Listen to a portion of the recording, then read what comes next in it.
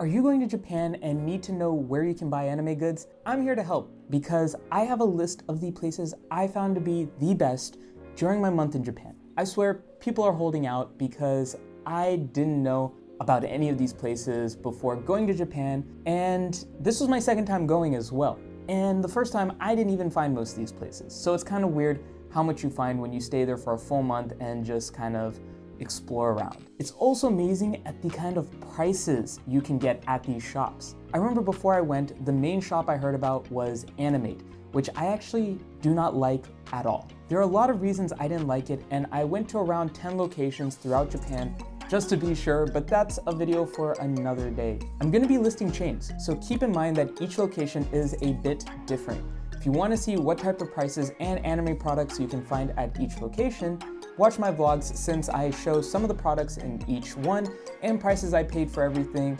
And I go to a ton of different places in Japan, so you get an idea of each location in each city, in each ward. It's a good way to be pretty comprehensive before you go to Japan. And then stay till the end for some tips and tricks for buying anime goods in Japan that'll definitely come in handy. All right, let's start with some more generic stores that you've probably heard of. First one is gonna be Animate. Most Animate locations you go to will have everything you want for very specific animes, which was the issue I was having. I was looking for anime products for very specific animes such as Yu Yu Hakusho, which is older, so it is harder to find. I was also looking for Digimon, which isn't as popular, so you wouldn't be able to find it at Animate, and many others like Fairy Tail, Death Note, Pokemon, etc. You'll not find older anime goods at places like Animate usually.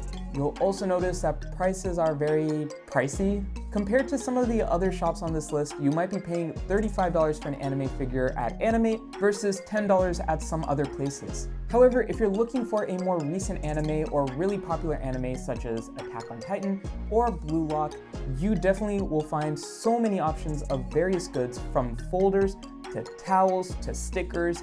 It really comes down to if you're willing to pay the premium price for the product. Personally, I was not. Maybe if the item was for an anime that I was really trying to find, I might have been willing to pay those prices, but I didn't really see any anime that I was like, I have to have that product for that anime. I was looking for Attack on Titan products, but again, wasn't willing to pay that premium price for a towel. Next on my list is kind of a grouped up category. It's the Pokemon Center, Nintendo Store, Shonen Jump Store, Capcom Store, and Studio Ghibli stores. The reason I'm putting this all into a category is that you'll find anime goods for very specific anime and video games at these stores, and you can already guess what would be at each store as far as the type of anime. So that's why I just kind of grouped it all together. I went to a ton of these stores throughout Japan and was always really tempted to buy stuff. You won't necessarily find a bargain bin at these shops, but you'll find items that you definitely can't get at other stores. Each Pokemon Center varied slightly in what it stocked, from TCG products to Pokemon plushies to clothing, pins, and more. It's definitely worth checking out multiple locations if you're looking for items that are very specific or for items related to a single Pokemon, as you'll see in my vlog since I went to a ton of Pokemon Centers. The Nintendo Store is similar in that you can find items for Mario, Pikmin, Zelda, and more. They also had video games and great statues to take pictures with. Shonen Jump Store had great items for the latest and popular shonen anime like One Piece, Hunter x Hunter, Naruto, and more.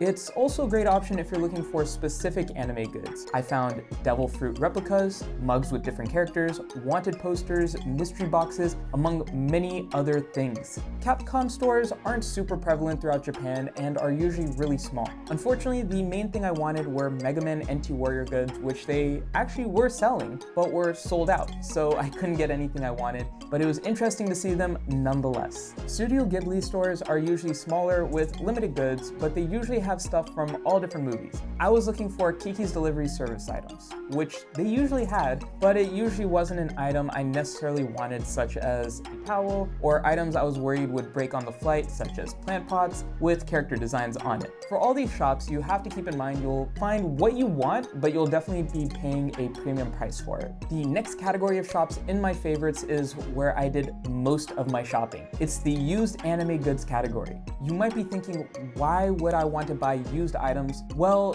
they are in amazing condition. Most of the items I bought were still in original packaging, completely clean, and super cheap. The main shop I went for to look for these items were Book Off, Suragaya, K-Books, and Lashinbang. Let's start with K-Books. This is where I did most of my shopping in Tokyo on my last few days. I really hated how overpriced items were in Tokyo, but K-Books had something that made it the exception. They have multiple locations in walking distance, each with a different category of items, such as one shop with shonen items, one with kawaii anime, one with Japanese music, etc. I mostly used this store for buying Yu Yu Hakusho items. They were the only shop where I could find a ton of Yu Yu Hakusho items and other anime goods that were difficult to find in Japan. I spent a few $100s here getting my Yu Yu Hakusho fill-in. Only thing about this shop is that it doesn't do tax-free, which was unfortunate, and prices were generally higher than other used shops.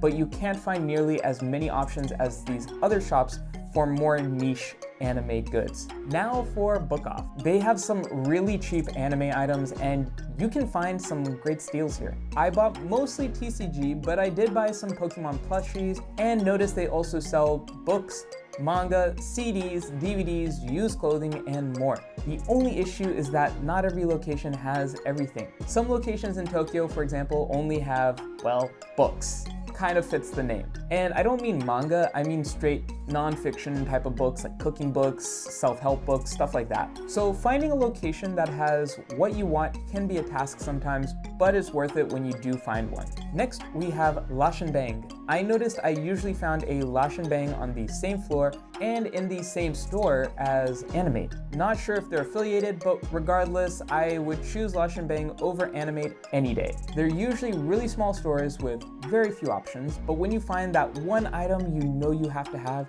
it feels great. I bought so many amazing Pokemon plushies at Lashinbang for under $10 or $20 that were definitely worth way more. I also got some keychains and other random items. It has mostly popular newer anime goods, but you can find one or two random older anime items worth buying, such as plushies. Now, my favorite store of all time, period, exclamation point, no competition, is Suragaya. I went to every single Suragaya I could possibly go to. I went to over 10 locations multiple times each. I spent hundreds of dollars and they do tax-free, so it felt great to save even more money at them. They have so many various anime items for every anime. Each time I went to a different location or even went to the same location a day later, I'd find so many amazing things. You can find new figures for as low as $10 that I saw for $40 or more in Tokyo. They have a lot of items that are considered used because they are pre-owned, but they were never even opened, box is still perfect condition, have all their tags. It's really interesting to see the huge price difference just from the fact that it's pre-owned. My favorite locations were in Osaka, where I got amazing mystery packs for $3, one in Kyoto where I bought a large Raichu plush for only $2, and the one in Tokyo which had a lot of anime goods I looked for the entire month I was in Japan and never found except there. Now, I hope this list comes in handy because I spent a month finding the best shops and wasted a lot of time searching and traveling to places that just weren't worth it. I also want to give you some tips for buying anime goods in Japan. For starters, please don't go to Akihabara to buy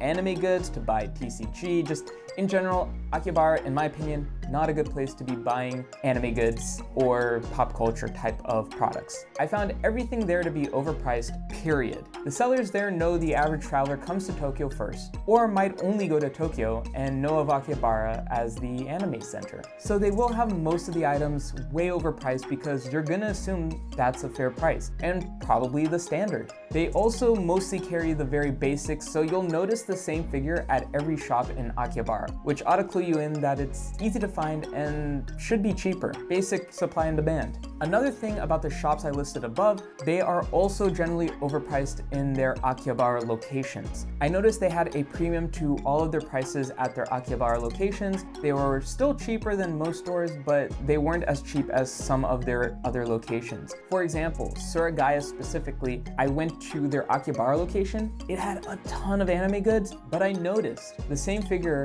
one city over, or the same keychain keychain, same plushes, would be 2 or 3 times the price, almost as if it was new. That's how they were pricing things. It was really strange, but they did have a lot more options, so it was kind of hard to argue with the price versus the options. Some items I recommend buying are folders, keychains, and mini portraits rather than plushies and figures. I'm not saying not to buy any anime plushies and figures. I mean, I have a ton of plushies that I ended up buying while I was there. The issue I ran into was space in my bags. Plushies and figures take up a lot more space, and figures especially are in boxes you probably don't want to damage. So it's hard to fit a lot of stuff in your suitcase when you leave Japan and have to be more careful, maybe wrap up your figures. Plushies are weird shapes, so they also take up really weird amount of space. So just something to keep in mind. Folders, keychains, and mini portraits, on the other hand, are great. They're small and thin, so you can get a lot of them without taking up a lot of space. They make for great collections since you can find sets of them throughout Japan. Folders might seem like a weird thing to collect, but it's actually pretty cool, and it's really popular in Japan. The quality is amazing and the artwork is just as great. You can also buy binders to keep them in. Generally, folders, keychains, and portraits are easy to find in less than 300 yen range, which is like $2, so it's cheap and it's an easy way to build up your collection. I hope this video helps you with your anime shopping endeavors. Let me know what video I should make next. Go check out my vlogs to see my month-long journey in Japan and get some travel ideas for yourself.